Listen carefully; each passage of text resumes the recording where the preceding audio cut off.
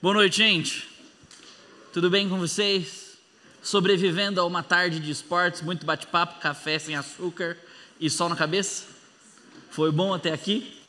Que bom. Estamos no meio ainda, falta mais um dia inteiro e um restante de terça-feira para a gente passar juntos, ouvir a voz do Senhor, gastar tempo juntos. Hoje à noite a gente ainda vai celebrar a linda história da Comuseb junto da nossa denominação e a gente vai ter um tempo aqui ainda pós-culto para isso.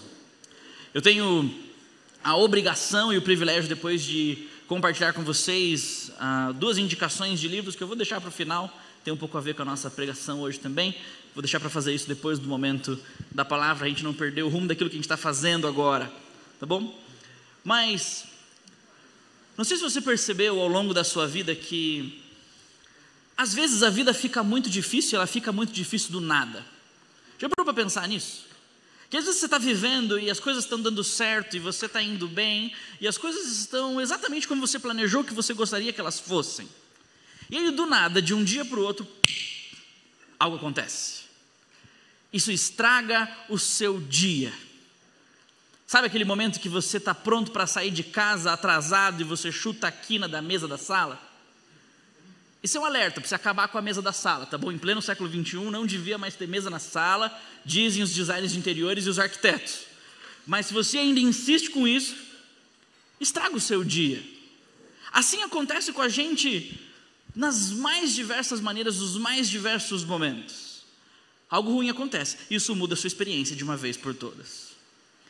Eu sou lá de São Paulo, como vocês sabem, e recentemente um casal de jovens da igreja na qual eu pastoreava em São Paulo perdeu tudo, naquelas chuvas que estavam saindo no noticiário, com vendavais, recém-casados.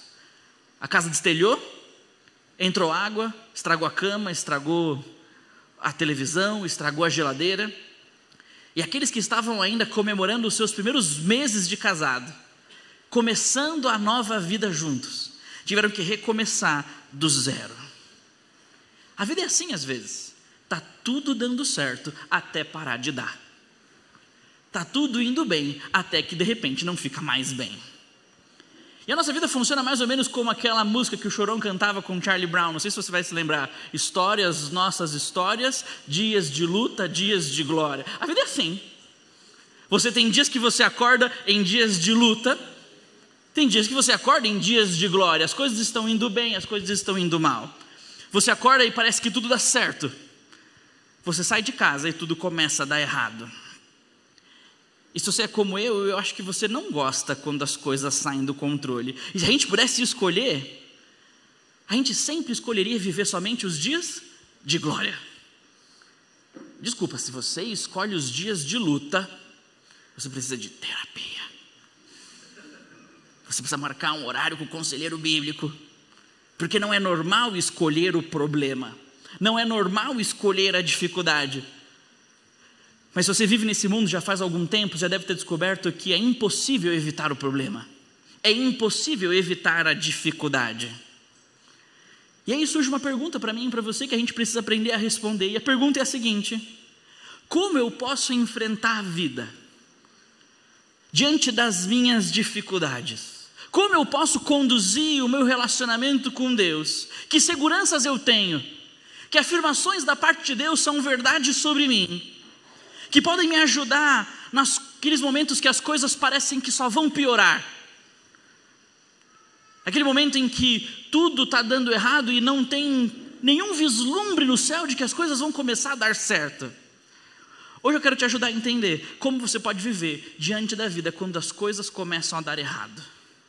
O que você pode fazer e que perspectiva você deveria assumir quando vem até você os dias de luta e parecem distantes os dias de glória. Eu quero dizer para você desde já que a maneira correta de você enfrentar esse tipo de dia, de você enfrentar esse longo período na vida, é abraçando a esperança da obra completa do Senhor Jesus, das promessas de Deus, de que Ele há de completar aquilo que Ele começou, que Ele há de terminar e trazer ao ápice o seu plano perfeito para nós e para toda a criação.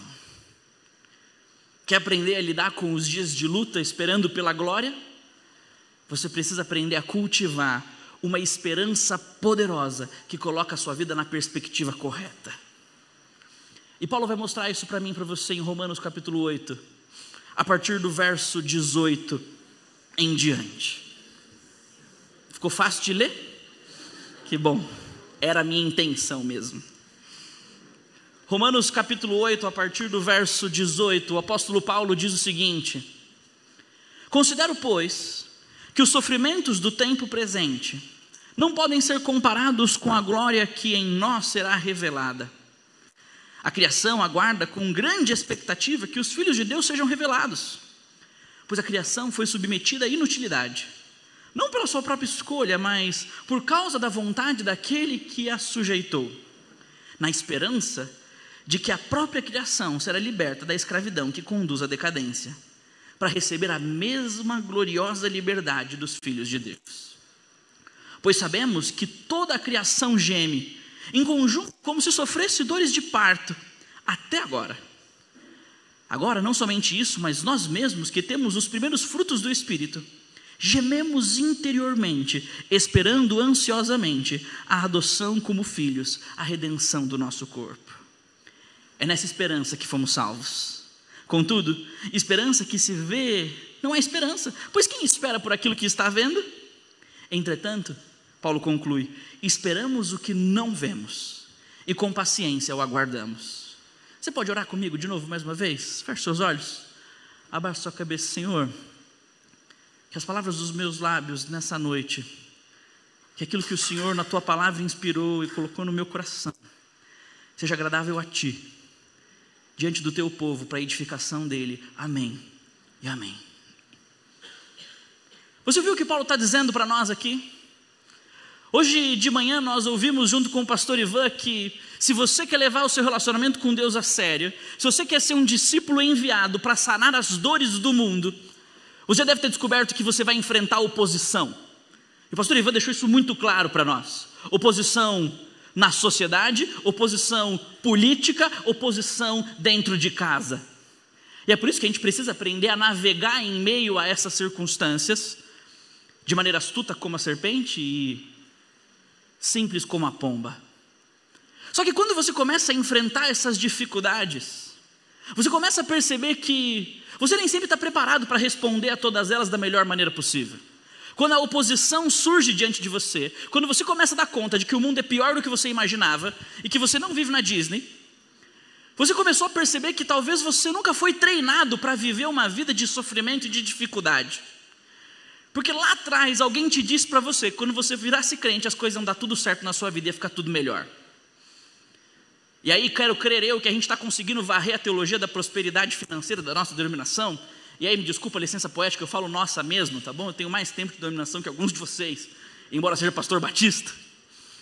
E eu quero crer que a gente já conseguiu varrer de dentro dela a ideia de que vai dar tudo certo para você se você entregar um pouquinho para Deus, Deus vai te dar um muitão. Algo que a própria experiência humana já comprovou que não está dando certo. E a gente trocou isso por uma prosperidade emocional. Se você se encontrar com Jesus, você não vai mais sofrer.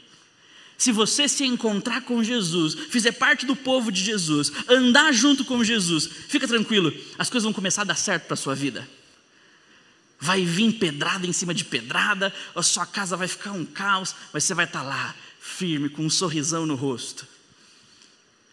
Essa talvez seja a segunda mentira mais contada do nosso meio evangélico jovem, de que a sua vida vai estar tudo certo, você vai resolver todos os seus problemas com ansiedade, você nunca mais vai ficar deprimido, que vai tudo se resolver dentro do seu coração, na bagunça que está aí dentro, porque você simplesmente abraçou Jesus. E essa também é uma declaração que não dá conta da experiência, porque a gente vive num mundo caído, a gente vive num mundo quebrado. E as verdades do Evangelho que o apóstolo Paulo tem compartilhado com a igreja de Roma, e que Deus, por meio da sua palavra inspirada, compartilha comigo e com você hoje, é de que o Evangelho tem garantias poderosas para nós, que nos dão o que nós precisamos para navegar em meio a esse mundo caído e manchado pelo pecado. Ontem à noite nós vimos que nos versículos 1 a 4, nós somos livres da condenação, nós não somos mais condenados, estamos absolvidos da nossa culpa. Nos versos 5 a 11, nós vimos que agora nós podemos viver uma vida genuinamente espiritual, porque o Espírito de Deus habita em nós, e nós podemos inclusive agradar a Deus com isso. Nós não tivemos tempo para lidar com os versículos 12 e 13, mas os versos 12 e 13 mostram que agora que o Espírito habita em nós, nós estamos fazendo morrer os feitos do corpo. É uma garantia, você vai vencer o pecado no final. E você começou a fazer isso agora. Você está começando a pegar a tentação e o mal do seu coração e apertar ele bem forte pelo pescoço até ele parar de respirar. Não é à toa que o puritano inglês chamado John Owen escreveu um livro chamado A Mortificação do Pecado, sobre o versículo 13 de Romanos 8, que diz o seguinte, Romanos 8, 13. Se vocês viverem de acordo com a carne, morrerão, mas se pelo Espírito fizerem morrer os atos do corpo, viverão. Veja essas garantias. E aqui nós sabemos que Paulo não está questionando a salvação deles, na verdade ele está declarando a realidade sobre eles. A vitória contra o pecado é certa para nós no fim, porque o Espírito em nós está trabalhando em nós a transformação necessária para que o pecado seja enfraquecido e a nossa vitória seja certa. E logo em seguida, nos versos 14 ao verso 17, ele nos dá mais uma garantia. Não é só a certeza de que nós vamos vencer o pecado no fim, de que o Espírito está trabalhando para isso. A última das garantias é, nós temos um relacionamento totalmente distinto com Deus. Nós somos seus filhos, nós fomos adotados. E esse relacionamento de intimidade com Deus, de proximidade com Deus, nos dá o privilégio de chamá-lo de Pai. E o Pai não manda embora aqueles que são seus. Ele cuida deles. E como o próprio Senhor Jesus mostra, Ele recebe de volta aos perdidos. Ele trata com amor a todos eles. Ele dá da sua herança para eles. Não somos mais condenados. Podemos agradar a Deus. Vamos vencer o pecado no fim. Somos chamados de Deus de filhos. Somos herdeiros com Cristo. Garantias que nos ajudam a navegar num mundo quebrado e manchado pelo pecado. E agora eu quero compartilhar com você mais uma dessas garantias. E a garantia que Paulo apresenta para nós, no verso 18 ao verso 25, é que sim, vivemos dias de luta e dias de glória, mas o dia da glória vai ser maior do que todos os nossos dias de luta. E é isso que o versículo 18 mostra para nós. Paulo diz, considero, pois, que os sofrimentos do tempo presente, ele diz, não podem ser comparados com a glória que em nós será revelada. Paulo olha para a sua experiência, Paulo olha para aquilo que ele acabou de dizer no capítulo 8, que quando ele pensa em tudo isso, ele começa a refletir sobre isso, por isso ele diz, eu considero.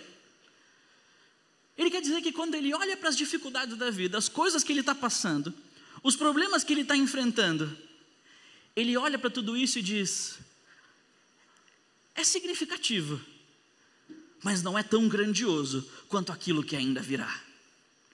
É por isso que ele diz que, veja aqui no versículo 18, no finalzinho, não pode ser comparado com a glória que será revelada em nós, com aquilo que ainda vai aparecer no nosso corpo, com aquilo que nós ainda vamos experimentar pessoalmente. E aí fica a pergunta, que glória é essa? Do que Paulo está falando que nós ainda vamos experimentar no corpo? A palavra glória na Bíblia, ela é usada no Antigo Testamento e no Novo Testamento para descrever o peso, o valor, a importância de algo. A palavra glória tem essa ideia de algo que é majestoso, algo que é grandioso, algo que é belo e chama atenção. O glorioso, aquilo que brilha mais do que as outras coisas que brilham. E quando Paulo fala sobre a glória vez após vez, ele fala também sobre os atos poderosos de Deus. A glória de Deus é a sua demonstração de poder, é a sua capacidade de fazer infinitamente mais do que aquilo que nós temos condições de fazer. Por isso, quando Paulo fala sobre a revelação da glória, a manifestação da glória, ele está falando sobre a demonstração do que Deus um dia vai fazer, que é fenomenal, incrível, cativante aos nossos olhos. Não é à toa no versículo 17, aqui que nós acabamos de ler, ele diz que um dia nós seremos glorificados, um dia nós seremos encobertos por esse poder de Deus, e vamos desfrutar desse poder de Deus, Seremos totalmente impactados por esse poder de Deus. Porque ninguém contempla a glória de Deus e sai exatamente igual como chegou. Não sei se você se lembra daquele episódio quando Moisés sobe ao monte. Ou quando Moisés entra na tenda do encontro, vez após vez, ele sai de lá cobrindo o rosto com o véu. Por quê? Porque o seu rosto brilha. Ele deu de cara com a grandiosidade, a beleza, a santidade e o poder de Deus. E essa visão de Deus que Moisés tem é transformadora. É aquilo que os teólogos católicos do início da Idade Média chamavam de visão beatífica. É uma contemplação de Deus que é transformadora do nosso ser por inteiro. Você dá de cara com Deus e aquilo é tão incrível que você sai de lá diferente. Lembra da experiência do Monte da Transfiguração? É algo parecido com isso. Quando você dá de cara com Deus, você nunca volta de lá exatamente igual de como você chegou.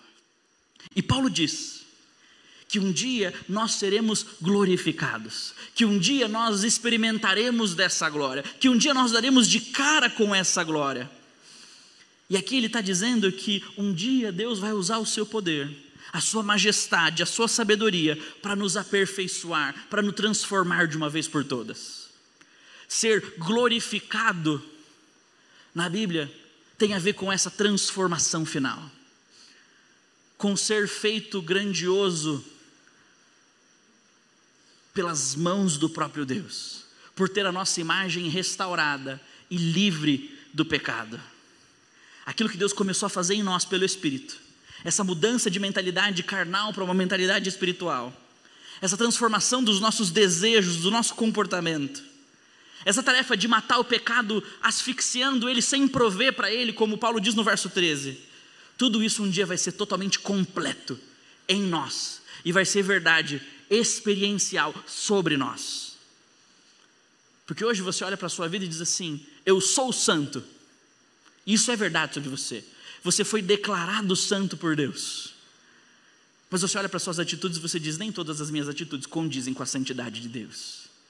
Nem todas as minhas atitudes são uma demonstração de quem eu sou em Cristo Jesus. Mas continuo sendo santo. O dia que a glória for revelada em nós, aquilo que Deus declarou sobre nós e aquilo que nós fazemos vai ser totalmente congruente e não mais diferente. E essa é a grande verdade da esperança da glória que nós temos. Mas aí fica a pergunta: enquanto isso não acontece, como a gente vive? Paulo falou que sim, os dias de luta existem, mas os dias de glória, especialmente o dia da glória, vai ser melhor. Mas enquanto o dia da glória não vem, esse dia que é maior do que os meus dias de luta, como eu vivo? Você já deve ter percebido que parece que a nossa vida com Deus, ela é uma experiência entre a noite do Getsemane e o domingo da ressurreição. A nossa vida é mais ou menos assim. É aquela agonia da noite do Getsemane, onde Jesus olha para o pecado do mundo, sente no corpo o peso da condenação de Deus e vislumbra diante dele o sofrimento da cruz, certo da ressurreição no domingo, mas sem experimentar a ressurreição na prática. Essa é a agonia da vida cristã. Nós vivemos nossos 20, 30, 40, 50, 60 anos entre a oração do Getsemane e o domingo da ressurreição. Nós vivemos na agonia do pecado, com a certeza da obra redentora de Jesus, mas aguardando o dia que Deus vai resolver isso de uma vez por todas. Certeza que nós temos, porque Ele já começou isso lá atrás na ressurreição de Cristo, mas aguardamos isso de uma vez por todas na nossa própria ressurreição. E aí você olha para as suas doenças, para os seus hábitos pecaminosos, para o mal que cometem contra nós, para a nossa luta contra o mal que habita na gente, e a gente começa a pensar assim: será que vale a pena, ou tem um jeito de viver a vida aqui, aliviando um pouco da pressão desses dias de luta? Pensa um pouco quais são os seus dias de luta. O que você deixou na sua cidade que te espera terça-feira ou quarta-feira, que você não conseguiu parar de pensar nesses dias que você está aqui no retiro? Aquele chefe que está te cobrando, que você sabe que ele vai te mandar embora no fim do mês, mas ele está te infernizando ainda por causa disso. Aquele semestre da faculdade que você não sabe se você vai conseguir pagar, você não sabe se você vai conseguir terminar. O caos do casamento dos seus pais, que estão vendo de fachada, mas você está sabendo de tudo, mas não sabe o que fazer. Você está lá, mergulhado, no meio dos dias de luta, sofrendo com tudo isso. E parece que você nem tem força de olhar para cima e enxergar alguma possibilidade de que aquela situação tenha um fim glorioso. Você se sente assim? Meu querido, minha querida, se você se sente assim, deixa eu te dizer uma coisa. Você está descobrindo o que é ser humano e a agonia de viver num mundo manchado pelo pecado. Você está experimentando na prática, para poder testemunhar no culto, que a teologia da prosperidade emocional, mesmo para os crentes mais fiéis, não passa de enganação, de furada, de gente sem noção. Essa é a nossa existência no dia de luta. E sabe qual que é a nossa tendência em meio a tudo isso? Nossa tendência não é manter a esperança no dia da luta. Nossa tendência não é olhar para cima e esperar pelo que vai vir. Nossa tendência no dia da luta é se enfiar na luta e pecar por causa dela. A gente reclama, a gente desiste, a gente desanima, a gente contamina. E você vive naquele espírito de que se está ruim para mim, tem que estar ruim para todo mundo. E você começa a semear o mal na vida das pessoas. Você fala assim, tá uma droga a vida, né? Aí o cara conta e fala assim, pô, mas eu troquei de carro. Ele fala assim, sim, vai bater, fica tranquilo. O caos aqui, o trânsito é uma droga. Em algum momento alguém vai te fechar e vai ficar ruim. Já conhece esse tipo de gente? Quando você não aprende a lidar com o sofrimento, você não somente sofre, mas você espera que todo mundo sofra na medida que você sofre. Mas se nós temos uma promessa como essa, de que nós temos dias de luta e dias de glória, e que a glória vai ser maior do que as lutas, então a gente precisa aprender a abraçar uma nova perspectiva sobre a vida.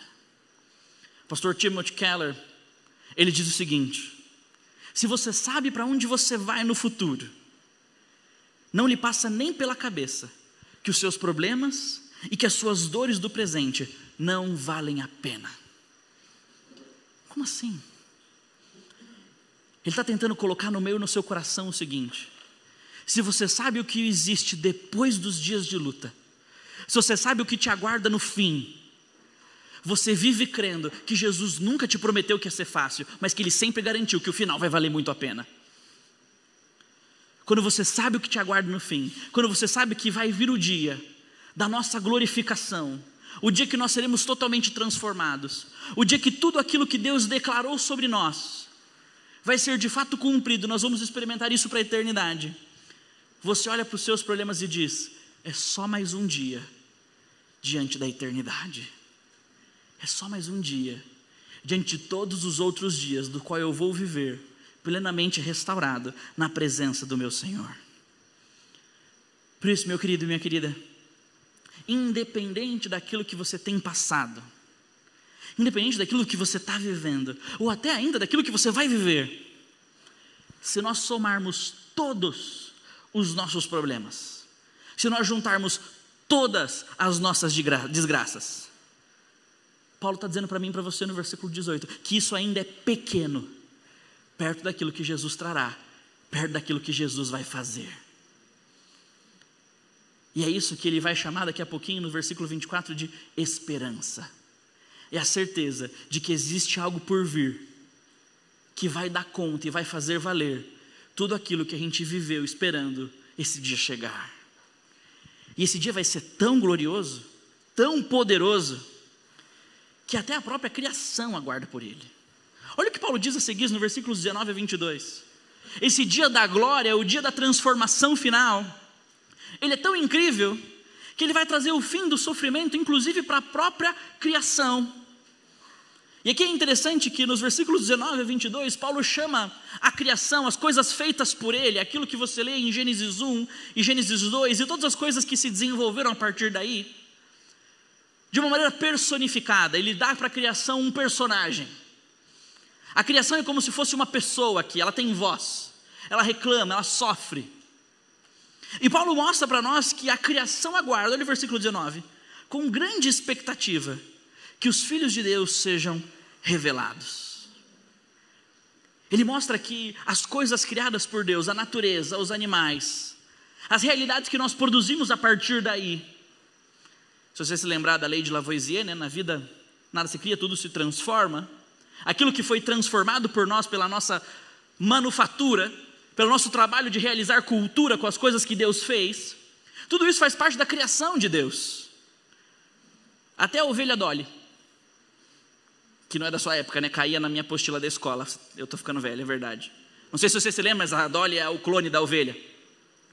Até a ovelha Dolly, que é resultado dos nossos desenvolvimentos genéticos, faz parte da criação de Deus. É subcultura. É parte daquilo que nós fazemos por meio daquilo que Deus fez. E Paulo diz, todas essas coisas, elas aguardam na ponta do pé, esperando aquele dia que Deus vai vir e deixar claro para todo mundo quem são os filhos de Deus. Sabe por quê? Sabe por que a criação sofre? Sabe por que a criação aguarda o dia que os filhos de Deus vão ser transformados? Veja o verso 20. Pois a criação foi submetida à inutilidade. Ela não funciona mais como ela foi feita para funcionar. A morte entrou no mundo. A decomposição agora existe. E agora, por causa do pecado, o ciclo da vida tem fim. Lembra do Rei Leão? O ciclo da vida? O ciclo da vida é resultado da existência do pecado. A existência da morte, a decomposição, faz parte deste mundo, porque um dia Adão e Eva traíram a lei de Deus, desobedeceram ao Criador, acreditaram numa mentira e abraçaram a enganação de Satanás. E aí toda aquela ideia de que o mundo está melhorando, o mundo está evoluindo, as coisas estão ficando cada vez melhores, as espécies estão se aprimorando, isso não faz sentido diante da realidade do que o pecado faz com o mundo. Porque desde Gênesis 3, o mundo só piora. Se você ler Gênesis 4, 5, 6 e 7, você vai perceber que o autor de Gênesis faz questão de mostrar isso. Depois que o pecado entrou no mundo, entra o assassinato, entra a exploração, entra os pecados sexuais, entra a rebeldia contra Deus e desgraça em cima de desgraça. E de Gênesis 3 para cá, o mundo não melhora. O mundo só piora. E sabe por que isso aconteceu? Por causa dos decretos do próprio Deus. A criação está cada vez pior, porque ela foi submetida a essa inutilidade, não pela sua própria escolha, não porque ela falou assim, eu vou chutar o balde agora. Adão e Eva chutou o balde, eu vou chutar o balde também. Eles abandonaram a mão de Deus, eu vou abandonar a mão de Deus. Não, a criação só piora. O verso 20 termina dizendo, por causa da vontade daquele que a sujeitou. Quando Adão e Eva pecaram, trouxeram um pecado para o mundo, o pecado não tem a ver somente com o homem e com a mulher. O pecado tem a ver com o universo como um todo. Porque o pecado afeta inclusive as coisas criadas. Se você for comigo para Gênesis capítulo 3, verso 17, você vai ver o seguinte. Deus dizendo ao homem, visto que você deu ouvidos à sua mulher, e comeu do fruto da árvore da qual eu lhe ordenara que não comesse, maldita é a terra por sua causa. E com sofrimento você se alimentará dela todos os dias. Ela lhes dará espinhos e ervas daninhas. E você terá que alimentar-se das plantas do campo. Com o suor do seu rosto você comerá o seu pão até que volte à terra, visto que dela foi tirado. Porque você é pó e ao pó voltará. Você percebe o que Deus declara sobre a terra? Maldita é a terra por sua causa. Sabe o que é estar debaixo da maldição de Deus? É não experimentar o florescer que Deus pode dar.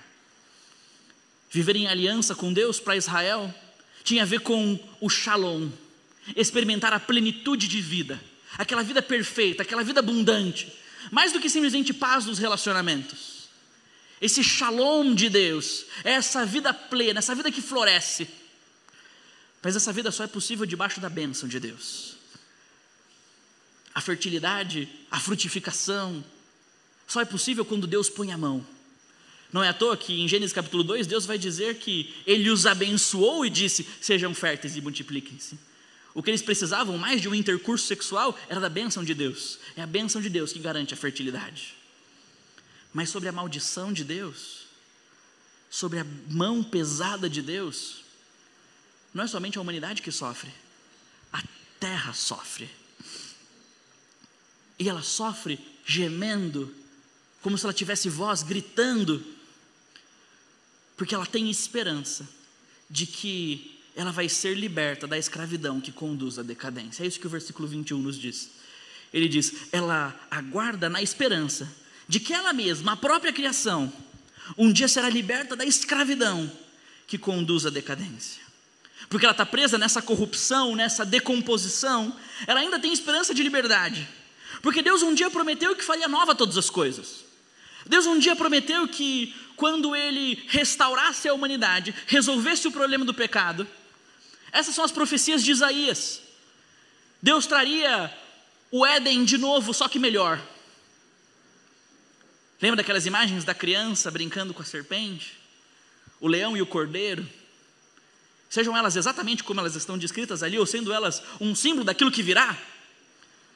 O profeta está dizendo, vai existir um dia em que o status quo do Éden vai ser reestabelecido na terra.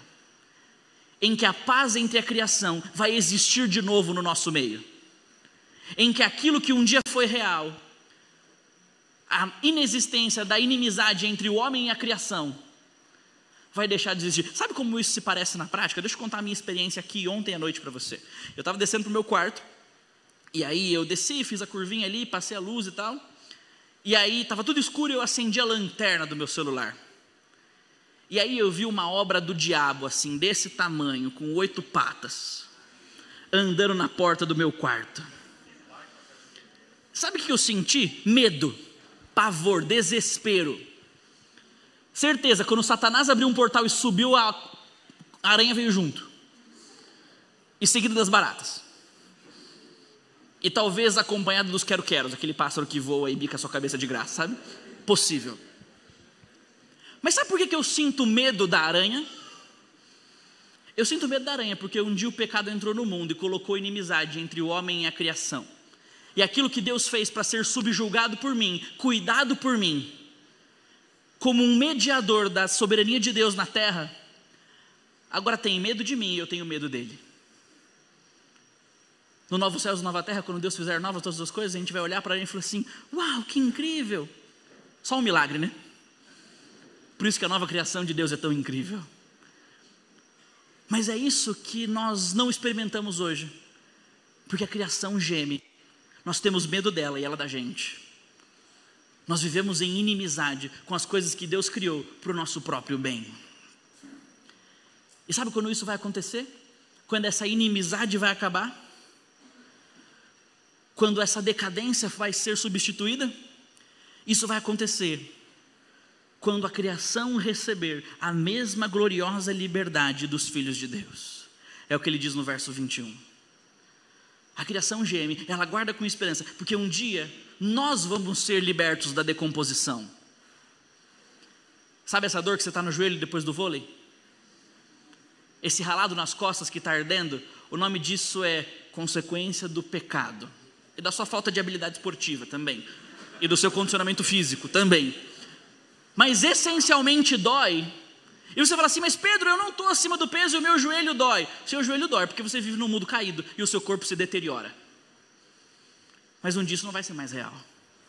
E é isso que a criação aguarda. Porque o dia que isso não for mais real sobre nós, no dia que nós formos transformados, então a criação vai ser liberta da presença do mal.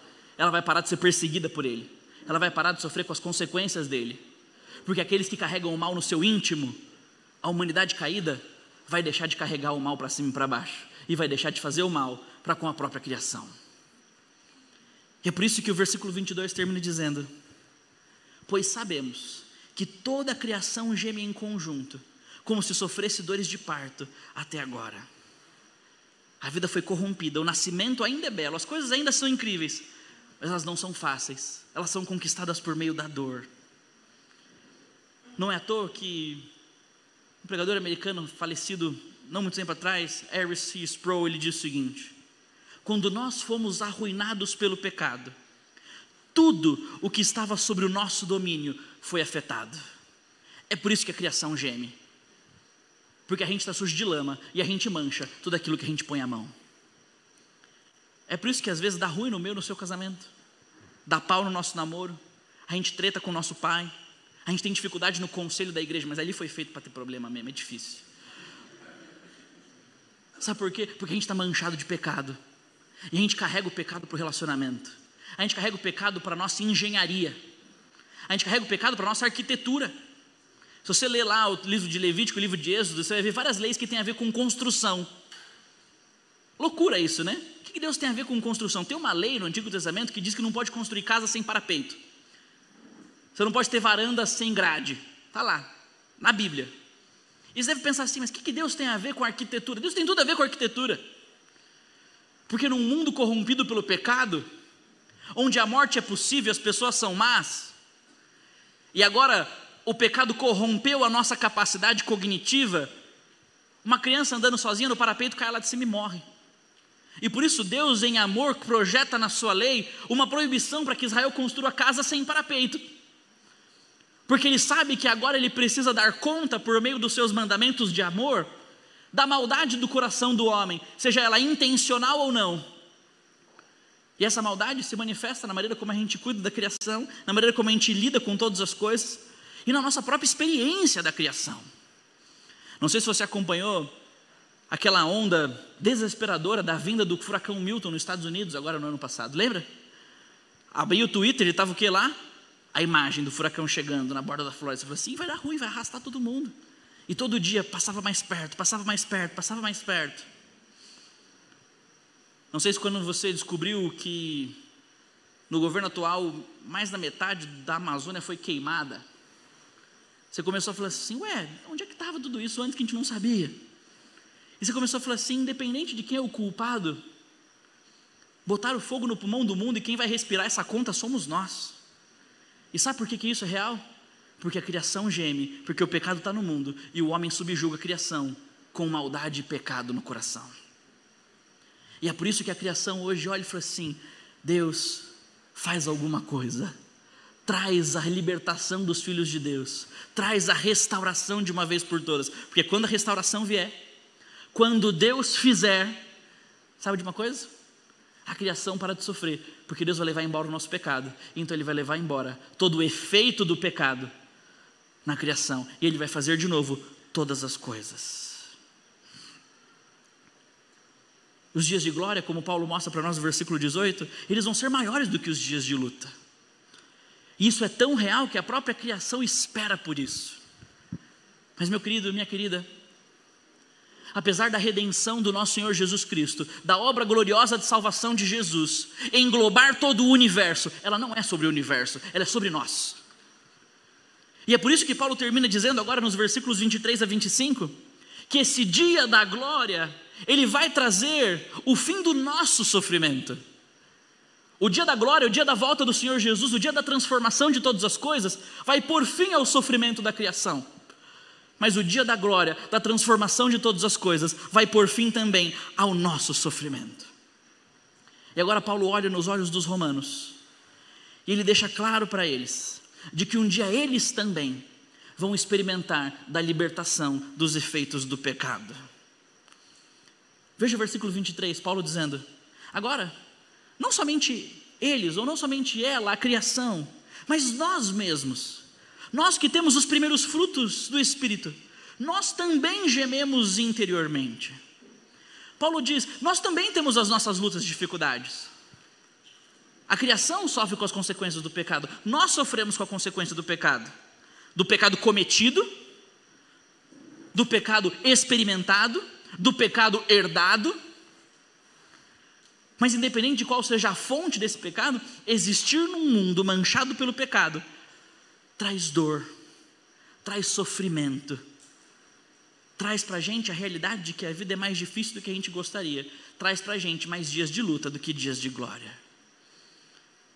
Mas Paulo diz, nós temos os primeiros frutos do Espírito. O que isso significa? Paulo olha para os romanos e ele diz, vocês podem olhar para a vida com esperança, porque já existem sinais aqui no nosso meio, de que a obra final de Deus vai ser concluída, porque ela já começou a florescer aqui. Para vocês que entendem muito mais de agricultura do que eu, você deve saber que quando você começa a olhar para a plantação e começam ali, por exemplo, no milho, surgir as primeiras espigas, você já começa a ter uma noção se vai ser uma boa safra ou não. Pela cor das flores ou pela cor das plantas, você começa a saber se a sua colheita vai dar muito dinheiro ou pouco dinheiro. Por como nasce o café, você começa a perceber que ali você tem esperança de que essa vai ser uma boa safra ou uma safra ruim. E Paulo diz, nós temos os primeiros frutos do Espírito. Sabe o que isso significa? Significa que a colheita de Deus, a obra completa de Deus está chegando, porque ela já começou a florescer em nós. Aquilo que o Espírito produz já começou a brotar em nós. Não é à toa que Paulo vai usar essa mesma imagem em Gálatas capítulo 5. Ele vai deixar claro que esse fruto é o amor, a alegria, a paz, a bondade, a longanimidade, a fidelidade, a mansidão, o domínio próprio. Isso é possível de ser visto na sua vida? Creio que sim. Em mais quantidade ou em menos quantidade, com mais intensidade alguns do que os outros, mas se isso começou a brotar na sua vida, Paulo está te lembrando, um dia você só vai produzir isso para a eternidade. Um dia a única coisa que você vai produzir é amor, paz, bondade, alegria, fidelidade, mansidão e domínio próprio. Porque o Espírito plantou algo em você, isso começou a florescer, mas um dia você vai dar colheita 100 por 1, como Jesus conta nas suas parábolas. E é por isso que em meio a essa certeza, nós ainda sofremos, mas Paulo diz, veja o versículo 23, finalzinho, nós esperamos ansiosamente a nossa adoção como filhos. Mas se você voltar um pouquinho, você vai ver que Paulo já falou que nós já fomos adotados. O que ele está querendo dizer aqui? Ele está falando sobre a consumação disso, a nossa experiência final disso. Adão é descrito na Bíblia, lá em Lucas capítulo 3, como o Filho de Deus. Se você ler a genealogia de Lucas capítulo 3 e for voltando nela, você vai perceber que Adão gerou Enos, ou melhor, Enos era filho de Adão, e Adão era filho de Deus. E você viu o que Paulo diz que nós aguardamos? Nós aguardamos a nossa adoção como filhos de Deus. E é interessante Paulo usar a mesma expressão que Lucas usa para falar sobre os cristãos, a mesma expressão que Lucas usa para falar de Adão. Sabe por quê?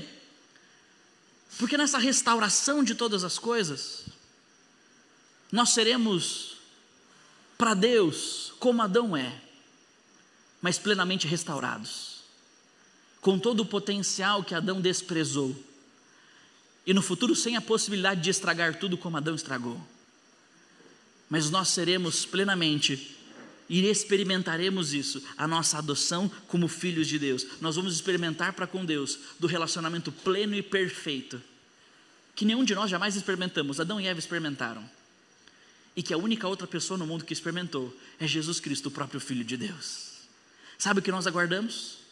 Nós aguardamos experimentar para com Deus um relacionamento de intimidade, proximidade, amizade para com Deus, que é tão profundo e tão significativo quanto o relacionamento que existe do Pai para com o Filho, do Deus Pai para com o Deus Filho, porque Ele vai fazer da gente co-herdeiros junto com Ele. E sabe quando isso vai se manifestar?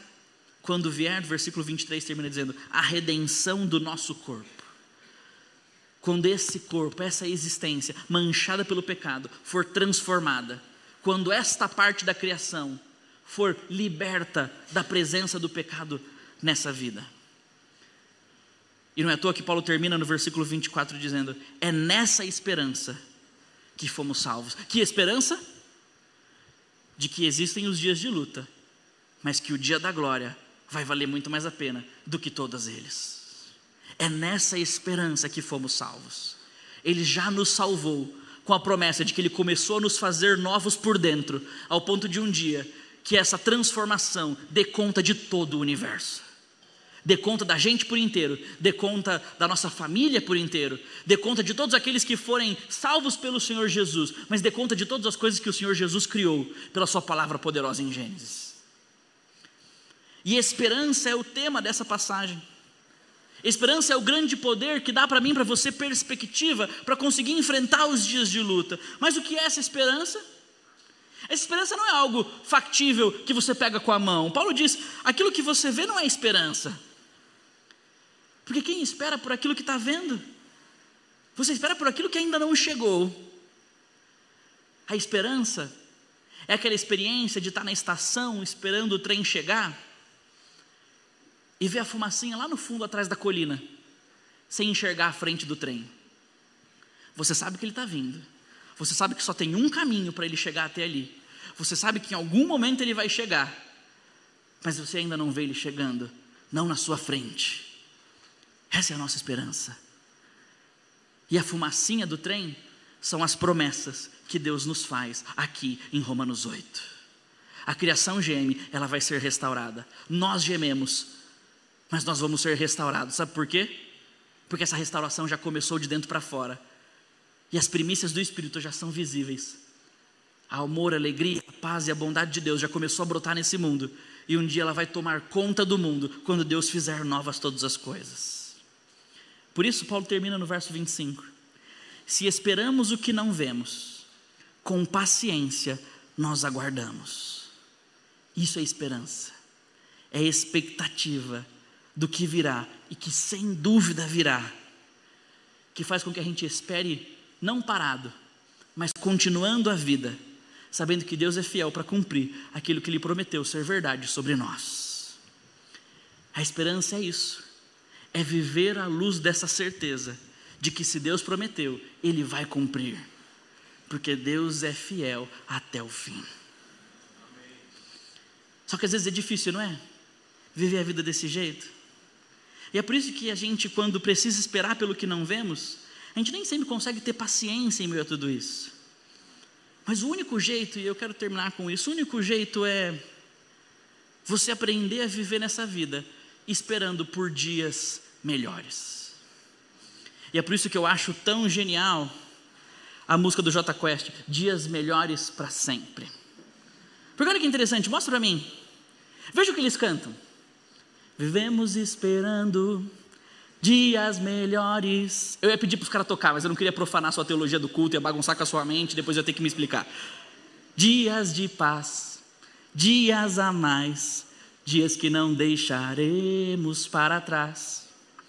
E ele diz, vivemos esperando o dia em que seremos melhores, melhores no amor, melhores na dor, melhores em tudo. E o refrão diz o quê? Dias melhores para sempre. Dias melhores para sempre. E você fala assim, meu Deus, que parada secular.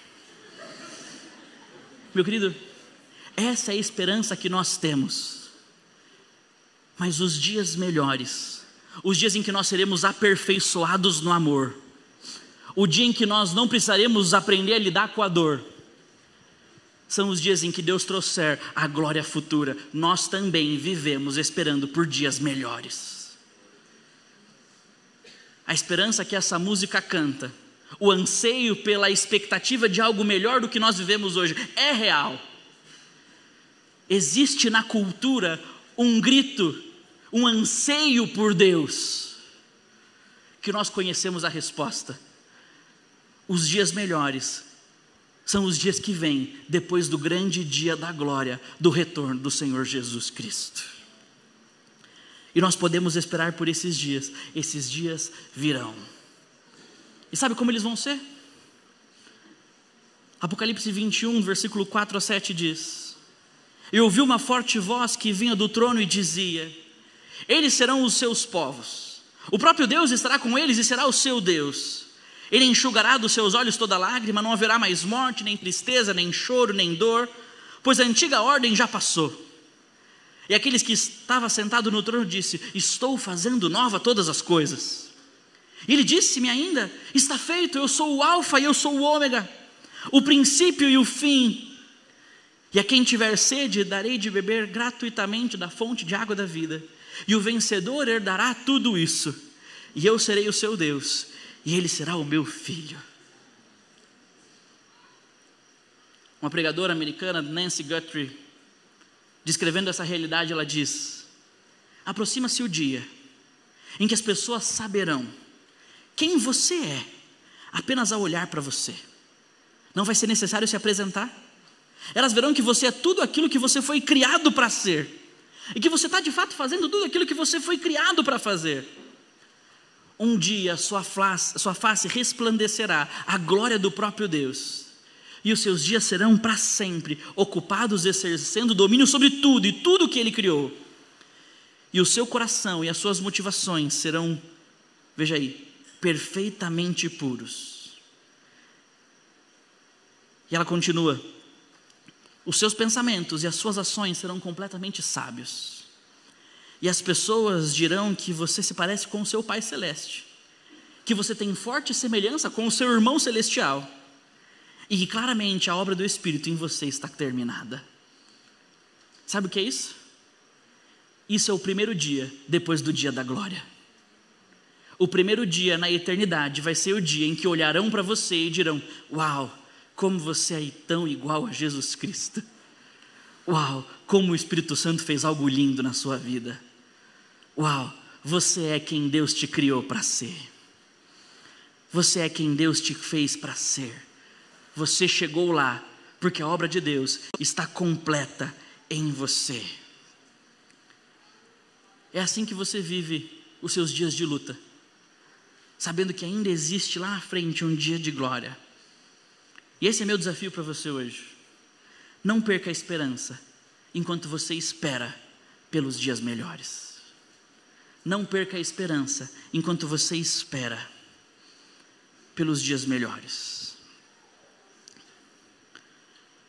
Eu comecei a aguardar mais ainda pelos dias melhores, esses dias de transformação final, no dia 5 de agosto do ano passado.